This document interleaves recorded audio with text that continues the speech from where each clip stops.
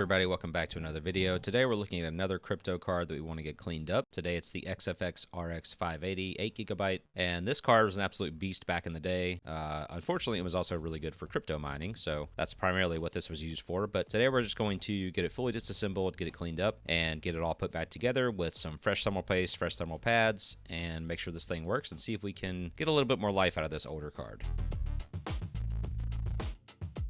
First, we need to remove all the screws from the back, so we're going to go ahead and do that.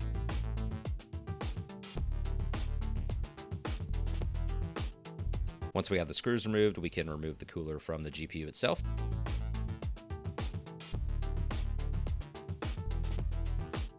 Next, we need to unplug the fan so we can completely remove the cooler assembly, and after that, we want to remove the GPU itself from the backplate, so we'll go ahead and do that.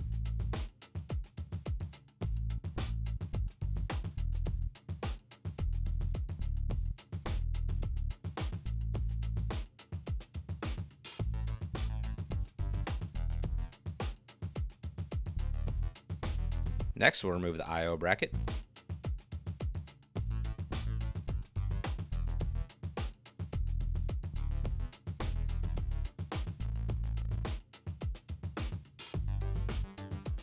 I like to try to keep the thermal pads intact just so I can get the correct size when I cut new ones, so I'm trying to carefully remove those without tearing them up.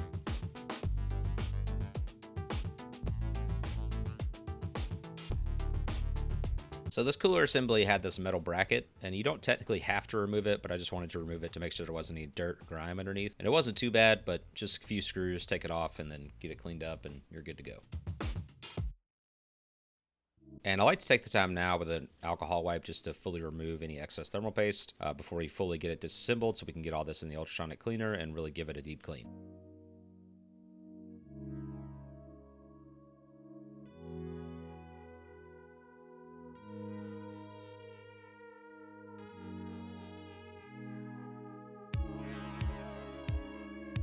These fans are absolutely caked in dust, so the next step is to get the fans removed from the plastic housing itself, and then we can continue on with the deep clean.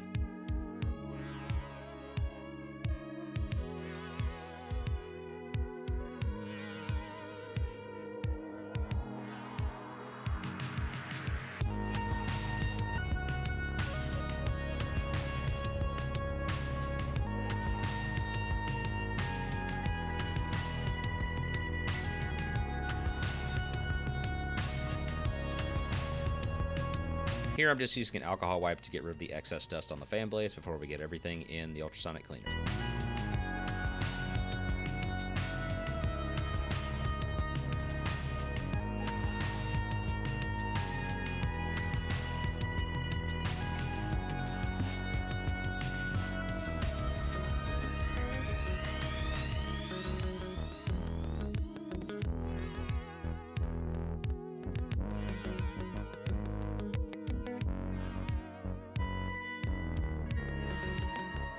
So we've got everything except for the GPU and the ultrasonic cleaner, and we're going to put a little bit of alcohol in there, a little bit of soap in there, get this cleaned up.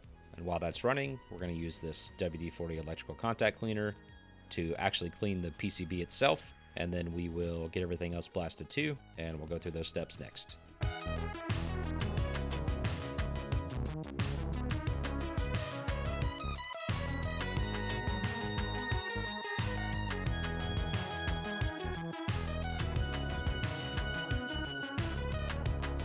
And after we blast it with the contact cleaner, we're just using our blower here to dry it a little more quickly so we can take it back inside and get our thermal pads cut.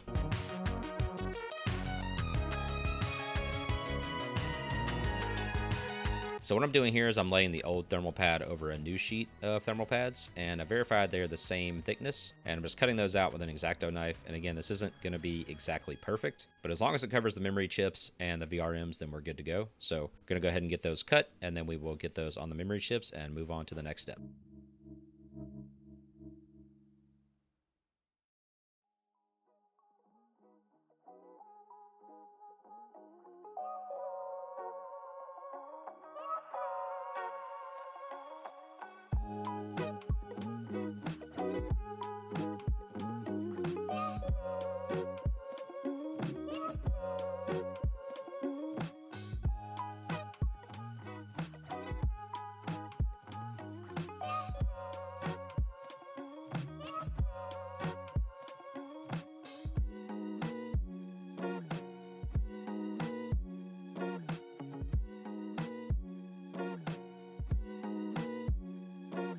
Unfortunately, I forgot to record the part where I used regular WD-40 in the fan hubs to give it a little bit of lubrication, so I'm just going to put a clip from another video in here, and then we'll move on to the next steps.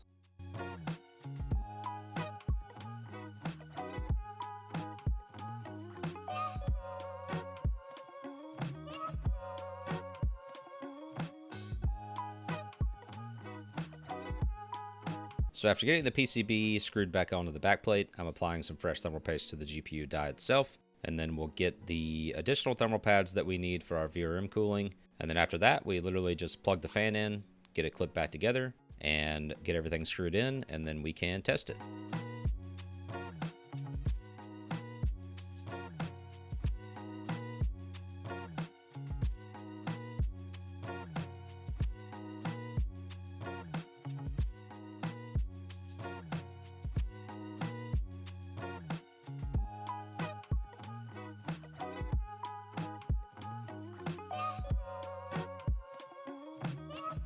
I've got this plugged into a test bench, and we're running Mark II, and as you can see, the temps are perfectly fine, and this GPU is good to go.